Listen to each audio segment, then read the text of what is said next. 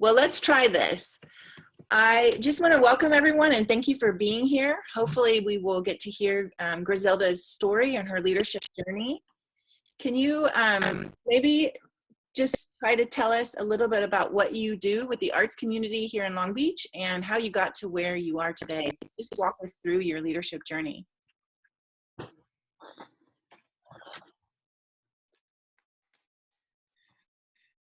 Sure. When you sent me this question, I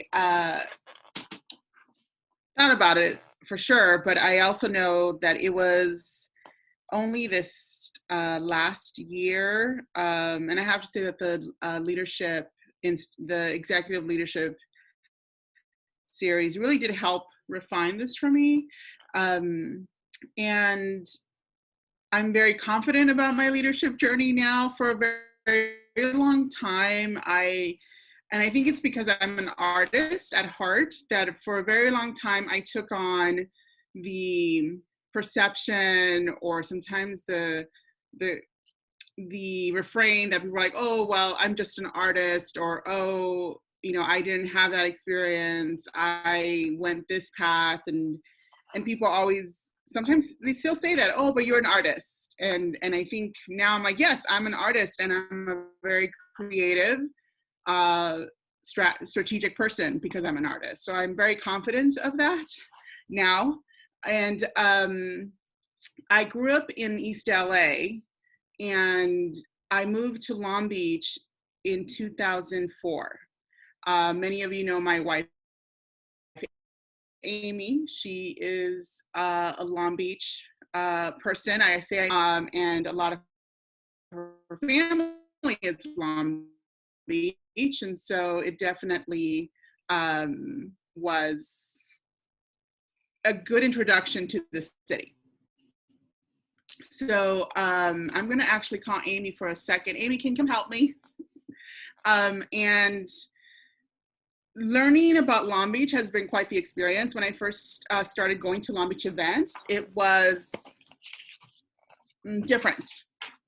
I grew up in LA. I then moved to Claremont for college, and then I went to San Francisco for work and for college as well, and for grad school. And Long Beach is different. I don't know how it's, I had some interesting interactions. It took me quite some time to get to know people. But one thing I did want to do, and I've always known that I wanted to do, was teach at Long Beach State. Long Beach State has a really interesting program, impactful program, which I think, so there was beach learning communities. Those have morphed now into something different, but back in 2004, the beach learning communities centered around small learning groups. And in particular, I was very interested in teaching writing, that's my art form, in ethnic studies. Because for me, it was important to tell students who were interested in learning more about their history and their family heritage, that what they know already is important. They're not coming into the classroom with something missing. They're not deficient. They actually know a lot already. They have social capital, they have cultural capital, even though if they may not have political capital. So that in a nutshell really is a lot about who I am. And I've been teaching in this program since then, and I absolutely love it. And it says a lot about how I always approach any sort of situation, be it being a director, being a volunteer. I always just want to say, tell me what you know, because it means a lot to just know where you're coming from, and then we can collaborate from there. So can you tell us a little bit about what your position is at the Arts Council and how you came to that position and what you do, what it looks like? Yeah. So I'm the the executive director of the Arts Council. I've been working in nonprofits since I was in college. And my education, my K through 12 education, you can say there's always been a lot of volunteering. So I've been a long time volunteer. That's something my mom thought was very important. And through the nonprofit experience, I've always inserted the arts into any sort of, once I was here, once I started volunteering in Long Beach, again, I did the same thing. I inserted the arts experience because that is how I see the world. And so I was in early 2000, late 14 or early 2015, something like that. And so I said yes, but I said to the board, I'm going to be very honest about your equity practices, about inclusion. That is who I am. That's how I'm going to open up and not be so exclusive. And they said yes, and I said yes. And so I started, volunteering as a board member. Shortly after that, there was an unsuccessful search for an executive director, and it opened up again, and I applied because I knew that there was an opportunity here to really make the Arts Council more reflective of the community here in Long Beach. And so I thought that I could bring that to the organization. I went through the interview process, I was accepted. And so I've been the executive director there since 2016, rebuilding internally and rebuilding externally. I often talk about the metaphor of, put the oxygen mask first. And so I had to really challenge the Arts Council to look at what they were doing and who they were talking to or collaborating with, and the policies and grants, and at the same time try to work as much as possible with communities that they hadn't reached out to. So now, after all these years, the pandemic has really tested us in a way that brought forward a lot of the work that the staff and I have been doing these past few years, so that we could, have the widest reach and bring together artists from all over the city, right, to respond together.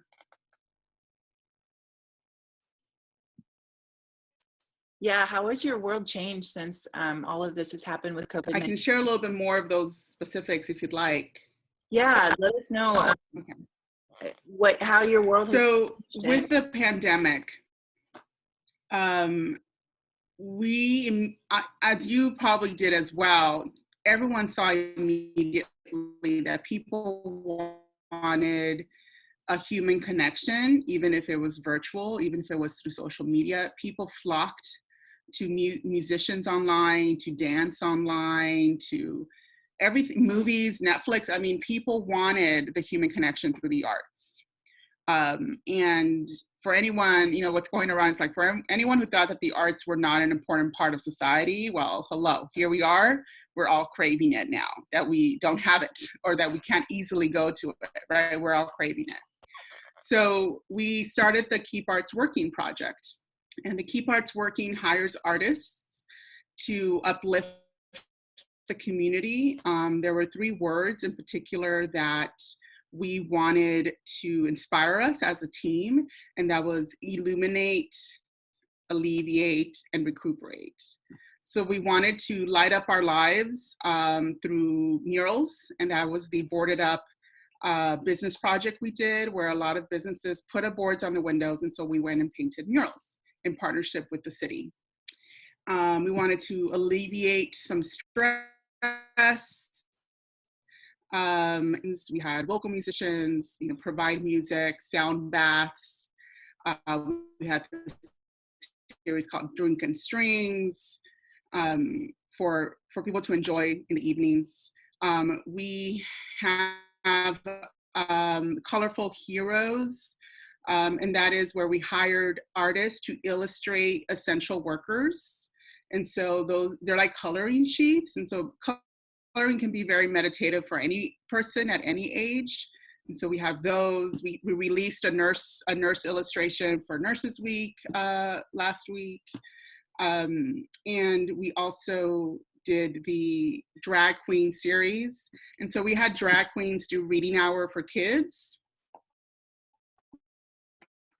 Something to like heal us with joy, right? Just make us laugh, make us have a little fun on a Sunday. So we've been doing some various projects. And most recently, we launched the Artist Response Fund. So the COVID Response Fund has now raised close to $50,000 to help artists who not only through AB, through the AB 5, everything changed for artists this year. And so it was like one disaster after another disaster. And so now we have every artist that applies for the fund gets a stipend to pay for utilities or rent, whatever they need. And so we're really proud of that. And the newest project we're working on within this is art kits. So we're partnering with NASCO, which is an arts educational supply company. And for $10 a kit, we want to give children in Long Beach Unified art supplies. And so we're working first with the schools that we stopped working in. And so, for example, we were at Edison and Whittier Elementary, and because of the pandemic, we weren't able to finish our projects with them. We're there for the entire spring, where it's like an 18-week program, and we just stopped. So we are donating kits to those schools, $10 per kit. We're fundraising for this. We have a small amount. We're going to keep going. And it's going to have lessons, and we're hiring artists to provide lessons. And so we're working on that. That's been a little harder. It has been harder to work because the schools are going through so much right now, right? And we want to help, but we don't want to overstress. And so it's been an interesting process. But luckily, we're also working with Lucy from the foundation, and we're going to get some kits to the schools very soon. I love it. If anybody here has questions, feel free to put them in the chat box or ask a question at any time. You can pop in. Do we have any questions right now?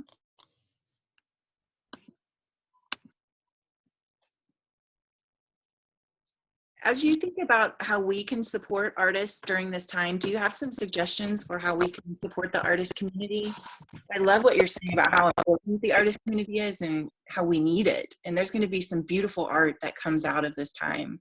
And so I'm curious, what can we do either to explore this yourself or to support artists who need the money to make it through this time? Well, I mean, we're always,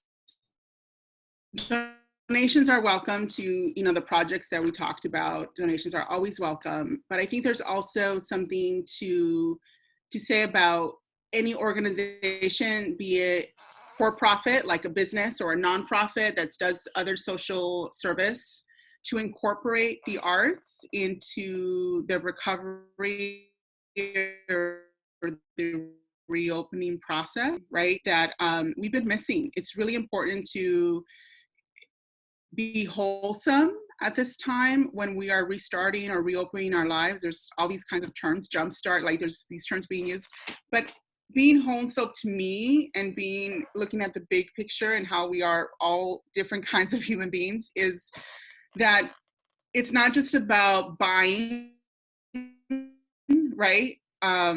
Opening up business, but it's also about our humanity and our spirit, and the arts do that. The arts make us complete.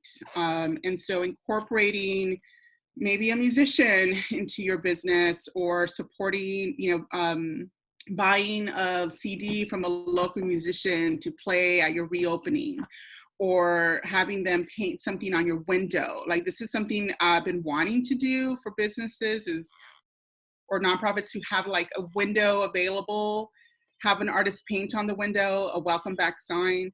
You know, Father's Day is coming up. That is also Make Music Day internationally. So hire a musician to play for the block. You know, those are so many different things. And the hardest hit organizations will be our performing arts organizations, because they will reopen a lot later. Because of just the nature of that art form and how it's presented. So we're working with them to figure out what's the best way. But once they reopen, you know, go to a Pops concert or go see a play, need ticket buyers. I love those suggestions. So creative.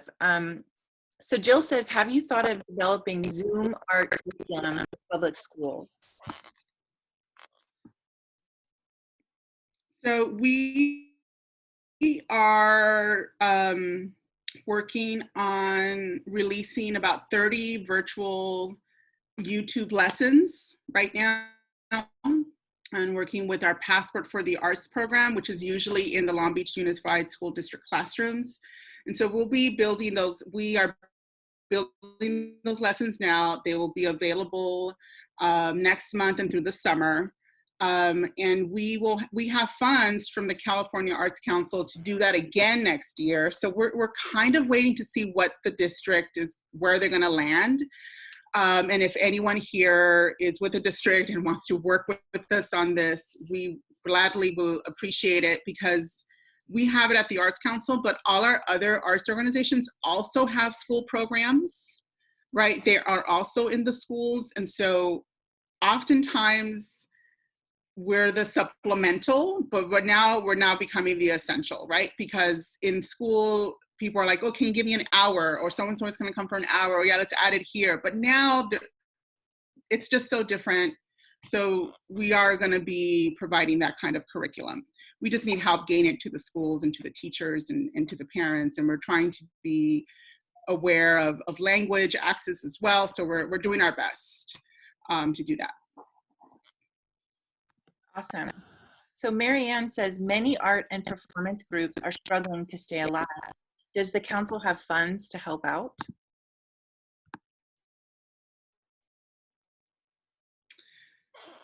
So we are, speaking of helping, right? This is another way to help. We are advocating for the city to continue.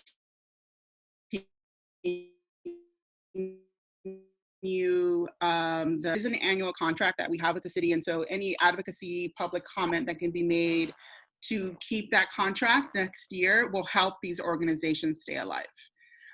We also are we've applied for the NEA funds to help grant out to our arts organization. So hopefully we'll be getting that. And right now we have the COVID response fund. So we're taking donations in order to give out to a lot of the artists and musicians and performers and dancers, anyone. And in the Arts Council, we mean artist, the big A, everyone who creates is an artist. And so, we're working with all genres. And right now, we're thinking about what to do with our State of the Arts. Our State of the Arts was this large event we had every fall to celebrate all the arts and raise money. And so COVID has definitely put us in, has forced us to think about it creatively and seeing what we're going to do there. But any sort of advocacy support, greatly appreciated. And as we move forward and working with our California Arts Council and NEA partners, we're going to try to get as much money as we can for these arts organizations. And some of it is also PPE. So again, if anyone online right now has for PPE at a low cost, these arts organizations are going to be welcoming people back, and they're going to need to provide safety for visitors and employees. And so we want to be able to help them in any way so that they don't feel like they can't open, right? Because if they can't open, then they can't make money. so complicated. It's not that complicated. It's like, we need this in order to do that.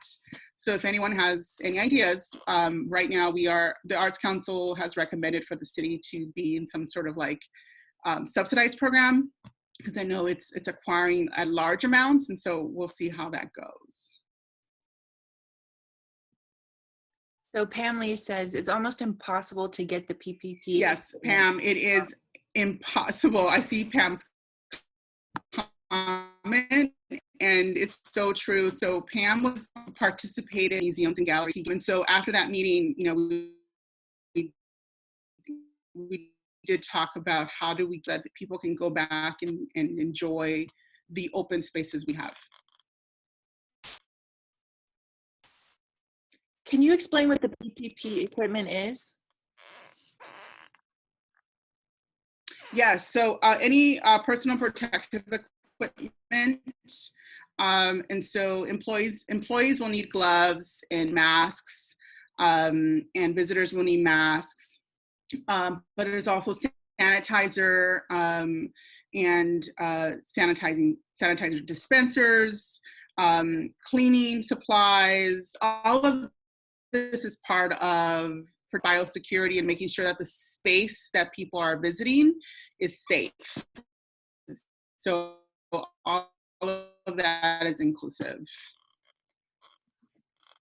Okay, thank you for explaining. So Anne wrote, do you need to be a nonprofit 501c3 in order to be eligible to apply for a grant? We, the Long Beach Community Theater, have been putting on a night of storytelling and community conversation every other week since the end of March, since this started. We've had a great turnout. We're doing more shows than normal and are not charging. Is there funding available for us? Our events have been incredible. Ask Jill. That's awesome. It's a great example. Yeah. So right now, our grant,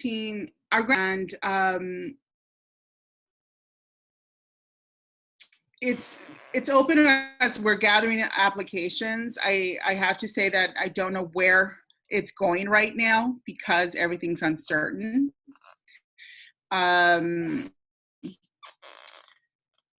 Traditionally, anyone who has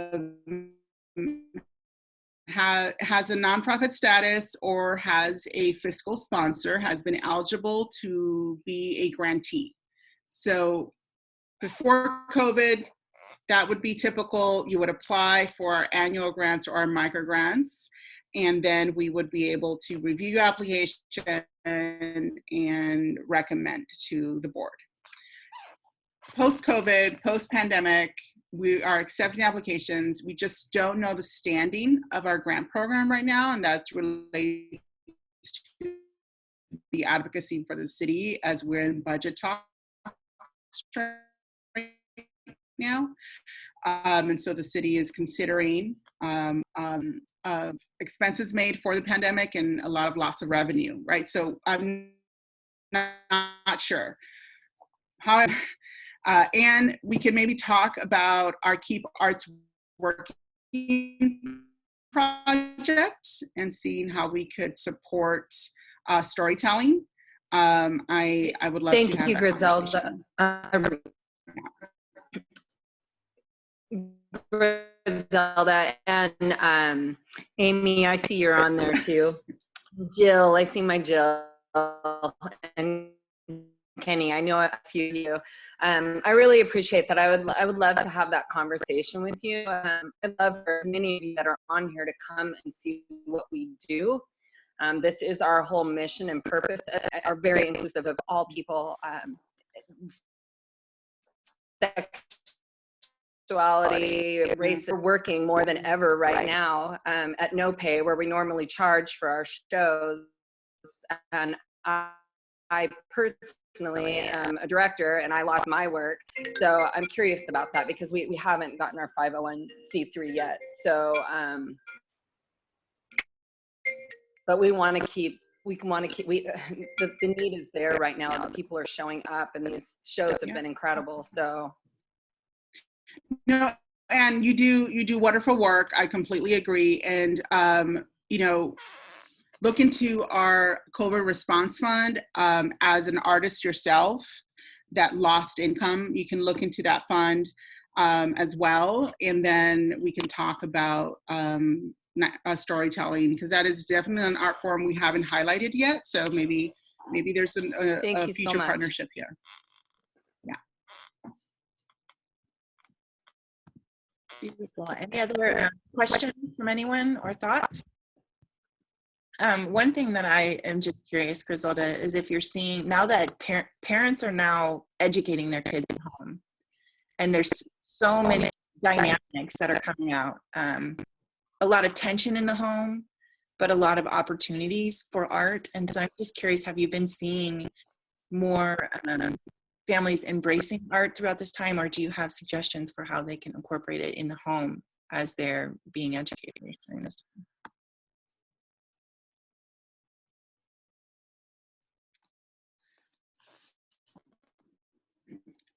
There have been, yes, I think there's been a lot more arts expressive experiences. I mean, everything from sidewalk chalk art, right? Who painted in front of our sidewalk for us. And the kid was so cute. She knows that we are into the arts, and so she wrote the arts in front of our sidewalk, and it was just adorable. And so there's that kind of family bonding, right? And I think there's the expression and the kits and the crafts, and like, let's just do this, or let's make this. And even baking is creative, right? Like culinary arts are creative. I see a lot of that. What it's probably difficult for me and difficult for a lot of educators, particularly arts educators, is the lack and the loss of the creative process, arts teaching, arts curriculum, because I'm sure that the Google Classroom platforms are not made for that yet. I hope that one day they are incorporated more into it. Because there is a wonderful experience of thinking through a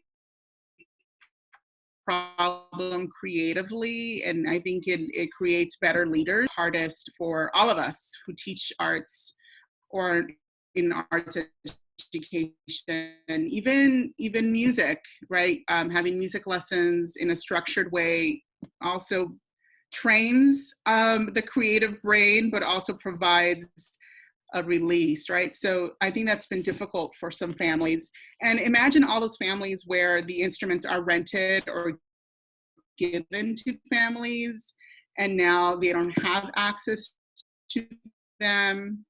That's been an issue as well.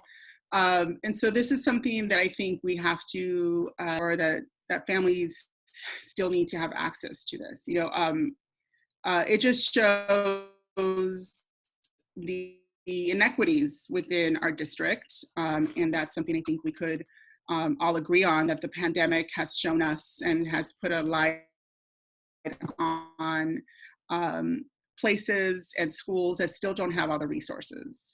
And so if any way, shape, or form, our advocacy for arts curriculum also provides or teaching that is required for some of these areas, I think that's important.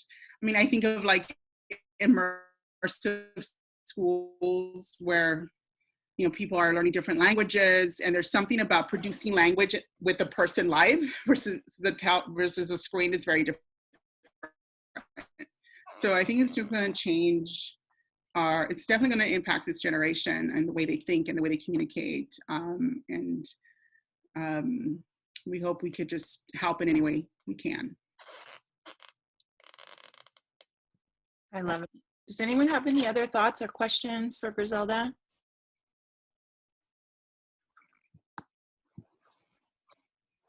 Have you thought of an instrument drive to collect unused instruments for students?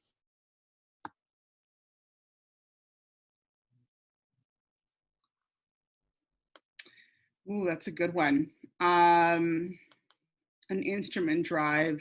I will note that one down. I think that's a great idea.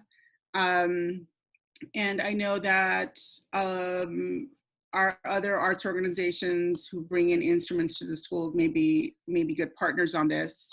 I know that there's like ukuleles made here in Long Beach. That's possible. That maybe we can do something. Yeah, I'm gonna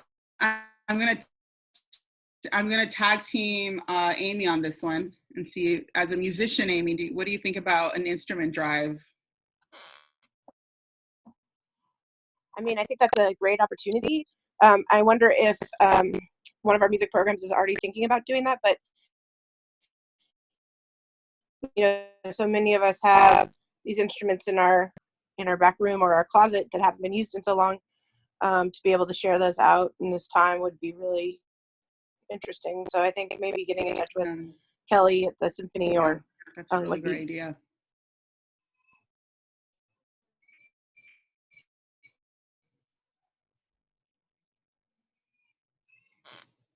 So I want to share, let's see, if anyone has any thoughts or questions, please feel free to put it in the chat box. I read an article this week in the New York Times that was written by Megan Grady, and she said, COVID-19 is anything but distant and selective. None of us really has the luxury of opting out or just not thinking about it.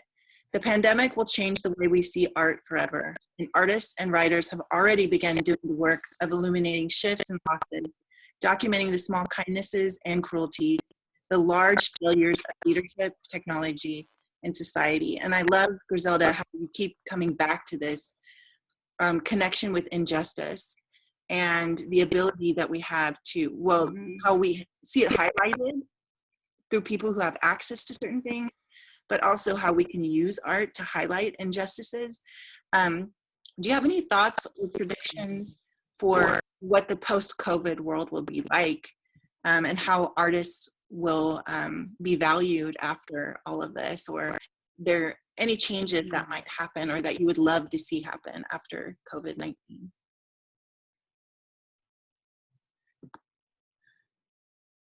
Well, I have not approached the library on this idea, but the library system in Austin, for example, they are asking all artists to document, and they will take in their documentation into the library archive or system, right? So I haven't approached our local library about this, but this is something we can do because artists are already documenting and creating within COVID, right? So that's one thing as an institutional practice we can do. One thing I thought about during all the reporting and this idea that COVID was on surfaces is like, oh my goodness, we may not be able to touch a sculpture in the same way ever again. And that was so hard for me to even think about. Like, part of sculpture is interacting with your body and the sculpture, you know, its scale and its texture, what, you know, how it's made and where it's made and where it's placed. And I'm like, that's really terrifying in some ways that we may not have that kind of experience again. And one thing we do with our third graders is that we go to Long Beach State and look at their sculpture collection, and they get in the hard. And so one thing that the arts community is doing, and you've seen this, you probably have gone into the Google Arts and Culture page. Probably, you know, you didn't know it existed. It's been around since 2011. I've loved it ever since, but it's gained a lot of traction these last few days. And they're doing a lot of great work to bring in the virtual. You know, last night I was meeting with some of my friends, and one of them, and we were sad to view through this lens, through a screen, because it's not the same all day. In the end, our eyes hurt, we have a headache, it's difficult. And so it's a nice repose in the future where we may not be able to see art in the natural light.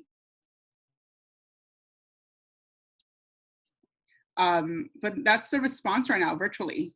A virtual 3D virtual reality kind of, we're taking the home real estate videos are now becoming art galleries, right? People are going into that platform for art galleries.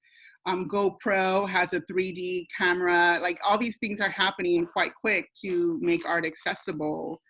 But it doesn't mean that there's so much art that's being made, and that's the one that people, those are the pieces that people are having a harder time getting access to.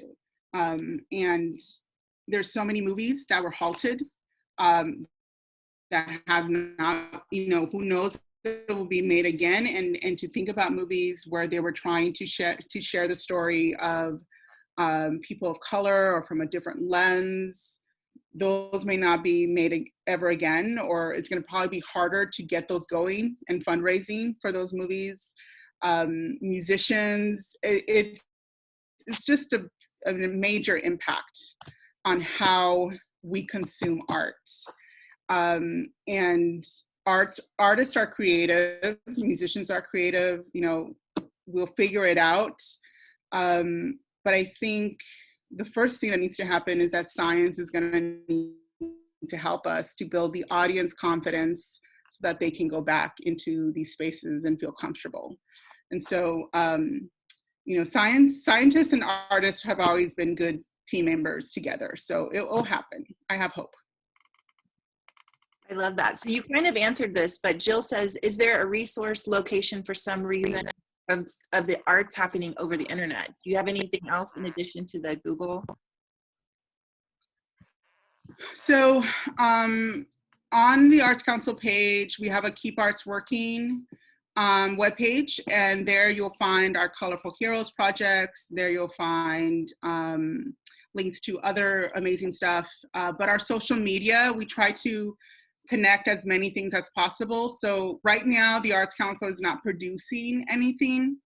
What we're doing is sharing other grantees. So for example, the Long Beach Opera is doing some really great programming with their opera singers. And so whenever they share their videos online, we create watch parties and do it online. So it is around social media at this time, a lot of it.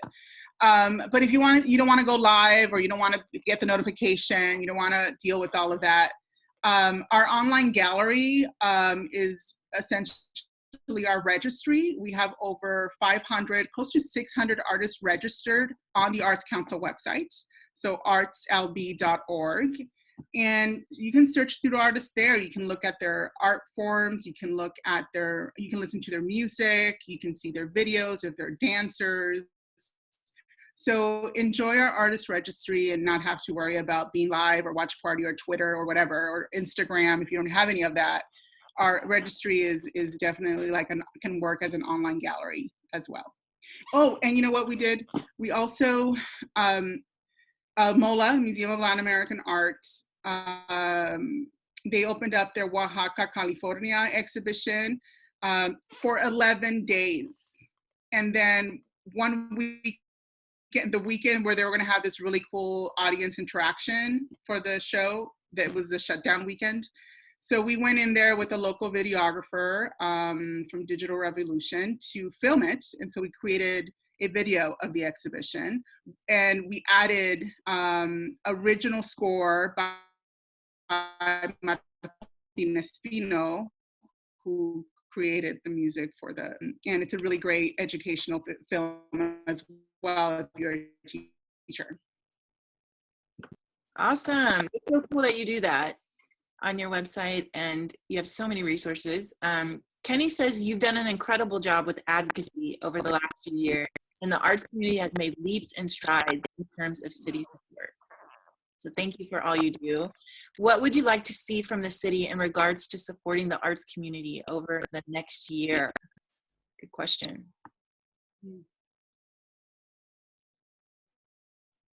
So I also need to thank Kenny for that. Kenny was there my first year as executive director to help push, thank you, Kenny, you were there and very supportive and were like a soundboard for me, and I appreciate it. And yeah, we've definitely done a lot. I mean, it shows, and Kenny, you probably would love to hear this little fact. The city attorney even changed the language in order, a language on ordinance in order for artists to paint during the pandemic. And that's how we got some of the billboards painted, because they were then deemed essential, and we were able to pay those artists. And so the fact that the city did that is just amazing. And that's the relationship we have now. And the mayor has been very supportive, having conversations with us and Office of Economic Development. So a lot of the work is happening on daily. What we need from residents and art supporters is the time when it's time to show up, right? It's time to tell your local council member how much you appreciate the arts and how it's important they are, for not only for our creative economy as our businesses reopen, but also for our wellness. It's time to provide public comment at the budget meetings, right? So the government advocacy is starting, and we're going to go through the budget process all the way through September. We'll be launching a campaign for the arts, to get city support and continue our programming. You'll be able to get sample letters and be invited to those conversations. So that's what we'll be providing that information. That's so awesome. Kenny says it's amazing. That's such good news. So Anne wants to know if you are teaching a writing class on Zoom for regular people, or if it's just Cal State Long Beach students, and if so, how we can find out about it. So it sounds like we have a recommendation if you're not doing that. Are you teaching a writing class? I am not teaching a writing class that's open to the public. Yes, it was only for my Long Beach State students. Maybe I will sometime. But this last year, Nancy Wu was one of our professional artist fellows. She's a poet, and she did do a few nights of poetry readings from across the country. It was really cool. She got poets from all over the country to share their poetry and talk about their process. So maybe one day I will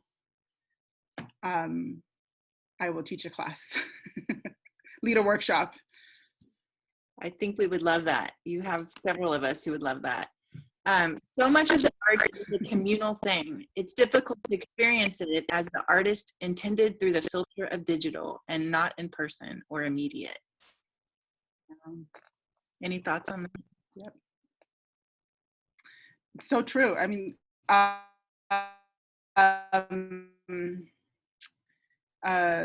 it is so hard to read the news of my counterparts across the country. For example, Portland just did some massive cuts to their arts, the Regional Arts Council, that's what it's called. And I don't want Long Beach to be in that boat, but it's so hard right now.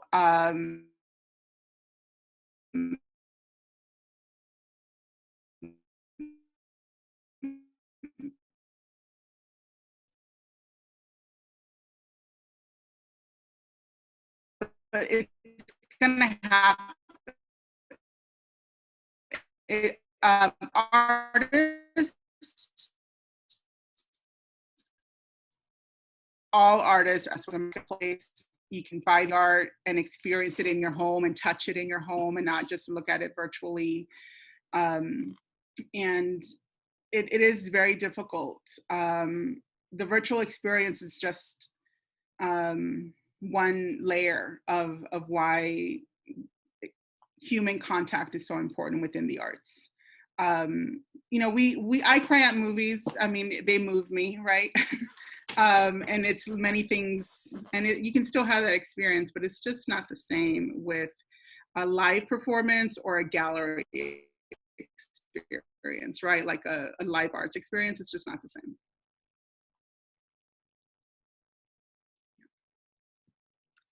So Anne says the Long Beach Arts Council is the bomb. The arts are alive and thriving in our city. She agrees with Kenny. Thank you, thank you, thank you for all you do. I'm in, Nancy. So do you think that Long Beach is pretty progressive when it comes to art? It really has changed. The arts have really. Do I think Long Beach is what? Progressive. I think there's a lot of council members on the dais that definitely see arts as an important part, and believe that they are part of the fabric in order to have a thriving city. So it's just hard to say. There are a lot of priorities right now, and there are a lot of things that need to get done. Really good case as to why the arts need to be integrated, and it shows right now. It shows by the city reaching out for the billboard for the board it did in the Restart Long Beach task force. It shows by being invited to the Economic Development and Finance Committee presentation last week. All of these indicate to me that there's a strong group of supporters in our city and in our dais. Mm-hmm.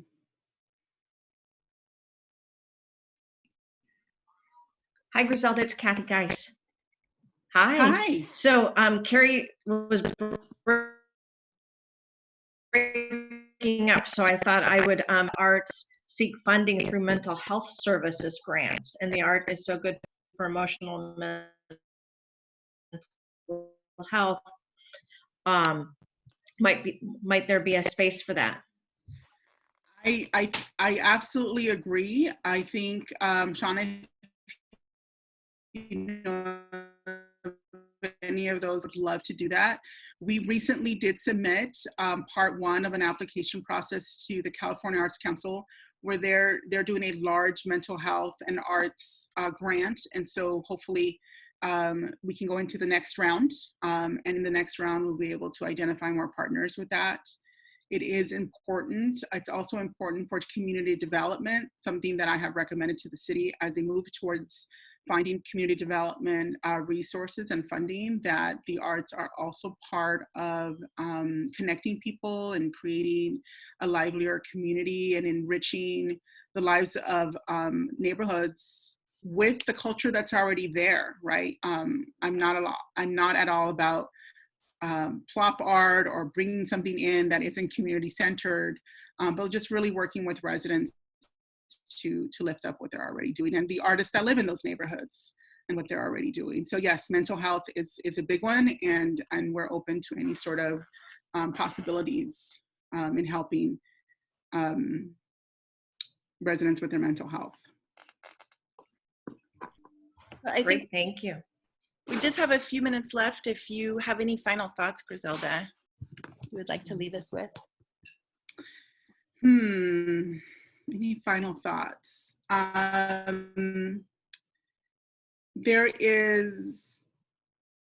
There's a great sense of pride within our team right now, because we are hiring so many artists and putting them to work, but also providing relief funds. And this could not be done without the great team that we have. And they're advocating every day, even within our meetings, like, let's do this for artists, let's do that for artists. And so we are definitely working on all levels, locally, statewide, nationally, to keep the arts alive here in Long Beach. But I have to say that I see a lot of our social media followers and a lot of our readers from our newsletter sharing and doing a lot of the work that our small staff cannot do. And so if you have any sort of connections, if you have any sort of media connections, or think that we have some good stories, or know of an artist that has a great story, let us know. our reach is only so far, and we want to be open to any sort of help.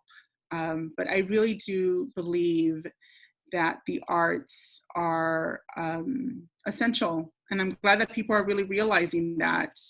You know, so many of us flocked to grabbing videos and online concerts, but the artists who made all that possible right now are not working. Sometimes, you know, many times artists have several jobs, or they are contracted for jobs, or they're on tour, or they perform in symphony halls, and all of that is closed right now. So if in any way, shape, or form you have the room in your wallet and the space in your hearts to donate to any artist cause, and we have several at the Arts Councils, please do go ahead and do that. I love it. Great reminder. And I love how open you are to any suggestions and ideas and partnerships and support. And I'm with you. I'm glad that we all know how essential the artist community is. And hopefully our world will be different. And we'll see some great art come out of this. And we'll start to really value artists more. So thank you for all being here. Thank you, Griselda, for sharing your life with us and being such an amazing leader in our city. I agree with what Kenny has said, and so many people have said. You've really done a great job, not only being an advocate for artists, but also for justice and equity. And our world is a better place because of you. So thank you for all you. Thank you. Yeah, thank you all for being here. Join us next Friday for our virtual fireside chat. We're going to have Rich Archibald is going to be talking about the media and their role during crisis moments. So we'll see you same time, same place. I will have better internet connection next Friday. Have a good day, everyone. Bye. Bye. Bye. Bye. Bye, Kathy. Bye. Oh, thanks for being here, everyone. Jill, Marianne, I see you. Bye. Hi, Marianne. So good to see you.